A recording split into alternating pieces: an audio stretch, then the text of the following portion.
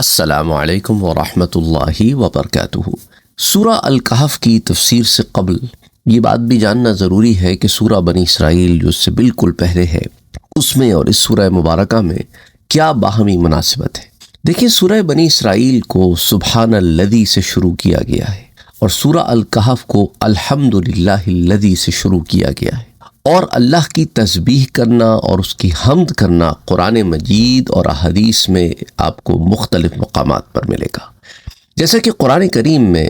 آتا ہے سورہ الحجر میں فسبح بحمد ربک، سو آپ اپنے رب کی تسبیح اس کے حمد کے ساتھ کیجیے، اور حدیث میں ہے سبحان اللہ و بحمدہ، جو کہ صحیح البخاری میں بھی ہے، صحیح مسلم میں بھی ہے، سنن الترمذی میں بھی ہے۔ اسی طرح دیکھیں، سورہ بنی اسرائیل اللہ کی حمد پر ختم ہوتی ہے۔ اس کی آخری آیہ مبارکہ کیا ہے؟ وَقُلِ الْحَمْدُ لِلَّهِ الَّذِي لَمْ يَتَّخِذْ وَلَدًا وَلَمْ يَكُنْ لَهُ شَرِيكٌ فِي الْمُلْكِ۔ آپ کہیے کہ تمام تعریفیں اس ذات کے لیے ہیں جس نے نہ کوئی اولاد بنائی اور نہ سلطنت میں اس کا کوئی شریک ہے۔ اور سورہ الکہف کی ابتدا کس ہوتی ہے؟ الحمدللہ الذی انزل علی عبدہ الکتاب۔ تمام تعریفیں اس ذات کے لیے ہیں جس نے اپنے عبد مکرم پر الکتاب کو نازل فرمایا۔ گویا جس نقطے پر بنی اسرائیل، سورہ بنی اسرائیل کا اختتام ہوتا ہے، اسی نقطے سے سورہ الکہف کا آغاز ہوتا ہے۔ اسی طرح سورہ بنی اسرائیل میں فرمایا وَمَا أُوتِيتُم مِّنَ الْعِلْمِ إِلَّا قَلِيلًا، تم کو جو علم دیا گیا ہے وہ محض تھوڑا ہے۔ اب یہ ایک دعویٰ ہے کہ مخلوق کو بہت کم علم دیا گیا ہے، اور اس کی دلیل سورہ الکہف میں ہے، جہاں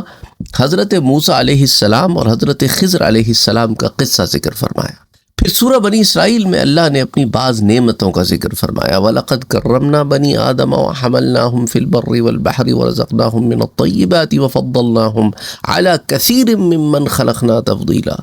کہ بے شک ہم نے آدم کی اولاد کو بہت فضیلت دی اور ان کو خشکی اور سمندر کی سواریاں دی، اور ان کو پاکیزہ چیزوں سے رزق دیا، اور ہم نے ان کو اپنی بہت ساری مخلوق پر فضیلت دی ہے۔ اب سورہ الکہف میں یہ بیان فرمایا کہ دراصل انسانوں پر اللہ کی نعمتیں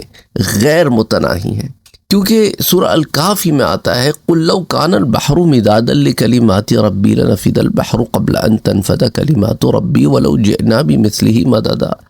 آپ کہیے اگر تمام سمندر سیاہی ہو جائیں، انک بن جائیں، تو وہ بھی میرے رب کے کلمات کے ختم ہونے سے پہلے ختم ہو جائیں گے، خواہ ہم ان کی مدد کے لیے اتنے ہی سمندر اور لے آئیں۔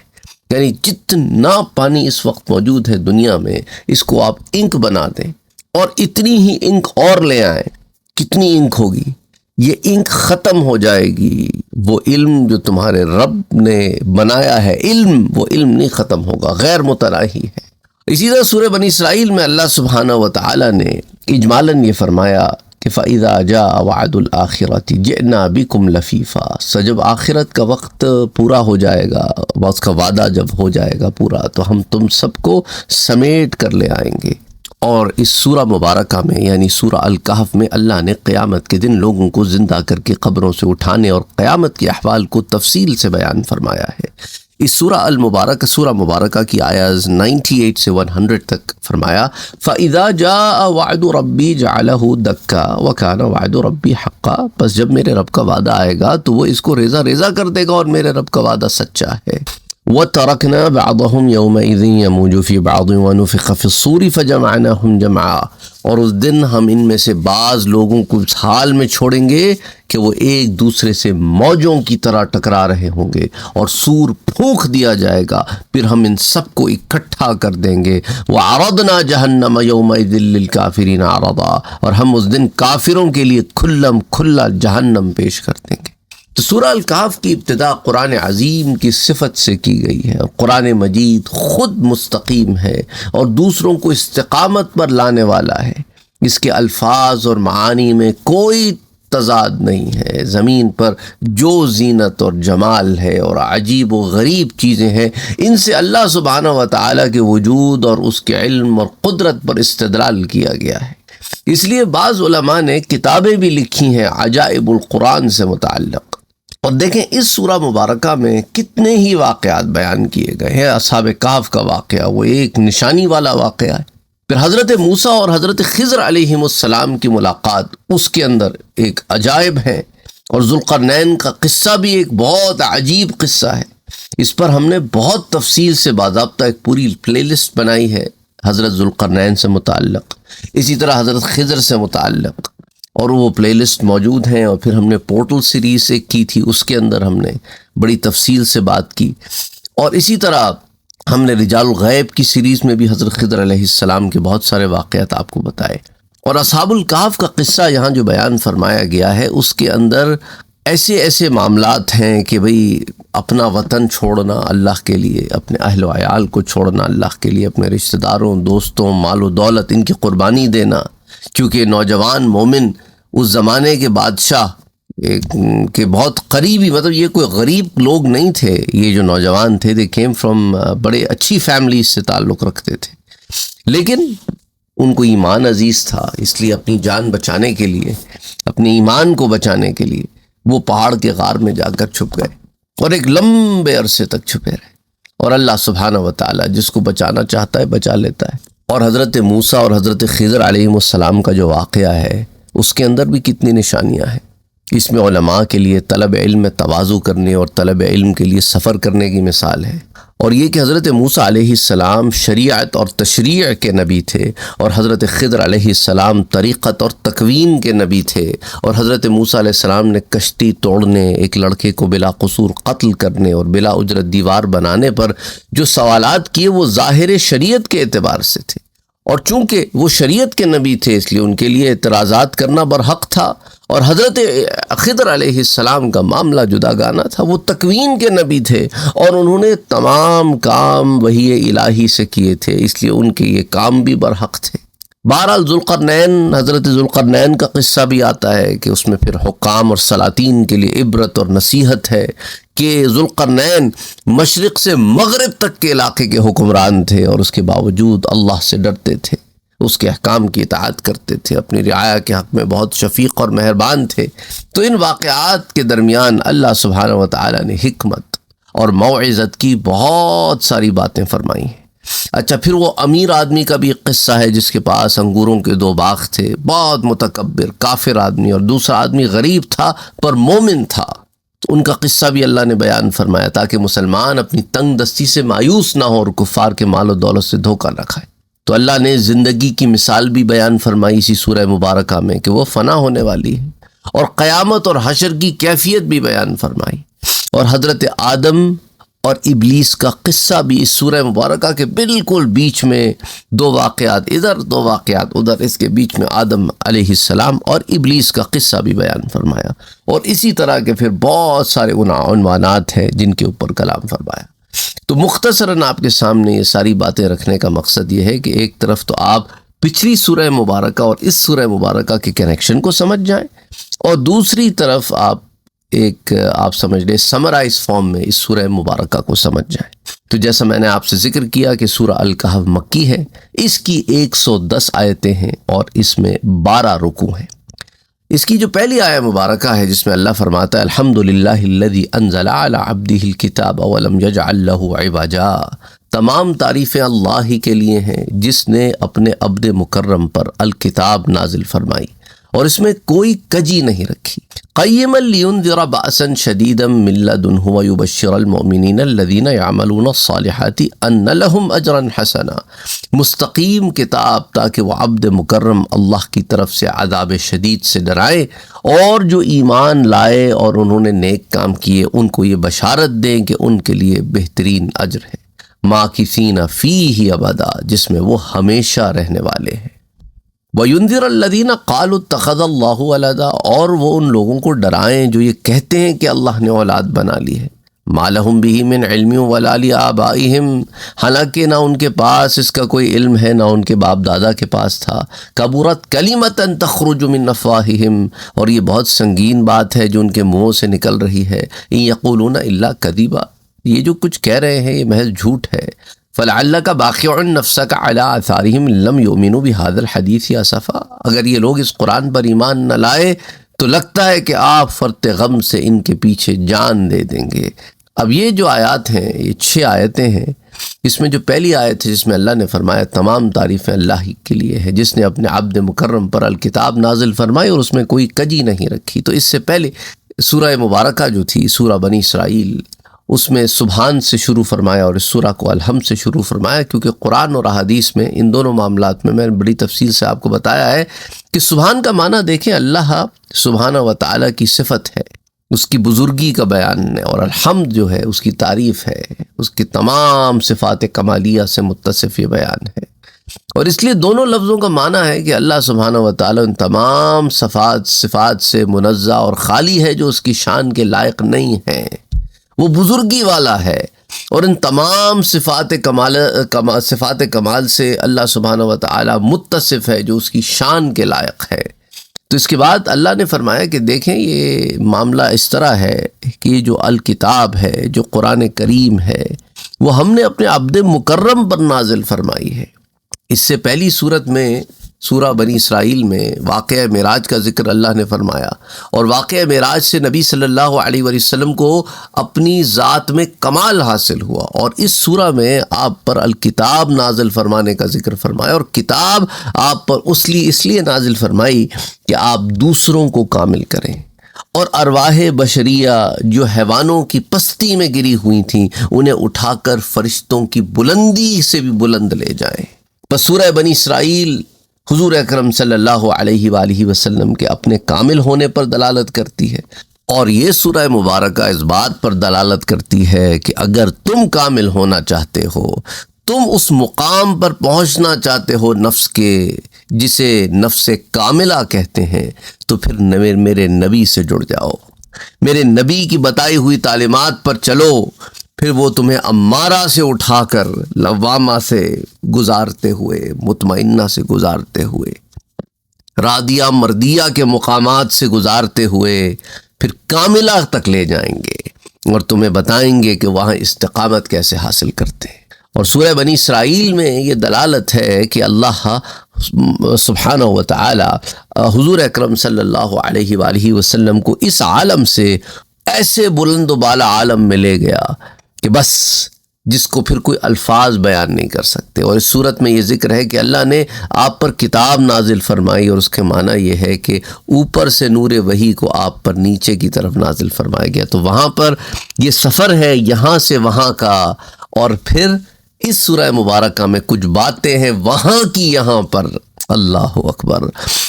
معراج کا جو معاملہ تھا وہ حضور اکرم صلی اللہ علیہ وآلہ وسلم کے لیے تھا، اس لیے اللہ نے کیا فرمایا، لِنُرِيَهُ مِنْ آیَاتِنَا، تاکہ ہم آپ کو اپنی نشانیاں دکھائیں۔ اور جب سورہ الکہف کی بات آئی تو اس میں معاملہ یہ تھا کہ میرے پیارے نبی صلی اللہ علیہ وآلہ وسلم لِيُنذِرَ، آپ انہیں ڈرائیں، لِيُنذِرَ بَأْسًا شَدِيدًا، کہ یہ حق کی طرف آئیں، آپ انہیں عذاب شدید سے ڈرائیں، اور جو ایمان لے آئیں اور نیک کام کریں ان کو بشارت دے دیں کہ ان کے لیے بہت اجر ہے اور بہترین اجر ہے۔ اور اس کتاب کا نازل ہونا حضور اکرم صلی اللہ علیہ وآلہ وسلم کے لیے بھی نعمت ہے اور ہمارے لیے بھی۔ اب دیکھیں اس کتاب قرآن کریم کو نازل کرنا آپ صلی اللہ علیہ وآلہ وسلم کے لیے اس وجہ سے نعمت ہے کہ اس کتاب کے واسطے سے اللہ نے آپ کو اپنی توحید اور اپنی صفات کے اسرار سے مطلع فرمایا، اور ملائکہ کے اسرار اور انبیاء سابقین کے احوال سے آگاہ فرمایا، اور قضا اور قدر کی حکمتوں سے مطلع کیا، اور عالم دنیا اور عالم آخرت کے باہمی ربط اور عالم جسمانیت اور عالم روحانیت کے تعلق سے آگاہ فرمایا، اور یہ بتایا کہ نفس ایک آئینے کی طرح ہے جس میں عالم ملکوت کی تجلیات منعکس ہوتی ہیں اور عالم لاہوت کے اسرار منکشف ہوتے ہیں، اور یہ بہت بڑی نعمت ہے۔ اور اس کتاب کا نازل کرنا ہم پر کیوں نعمت ہے؟ کیونکہ اللہ نے ہم کو جن احکام کا مکلف کیا ہے وہ تمام احکام اس کتاب میں ذکر فرما دیے ہیں۔ اس کتاب میں وعد بھی ہے اور وعید بھی ہے، ثواب بھی ہے اور عقاب بھی ہے، اور خلاصہ یہ ہے کہ یہ کتاب انتہائی درجے کی کامل کتاب ہے،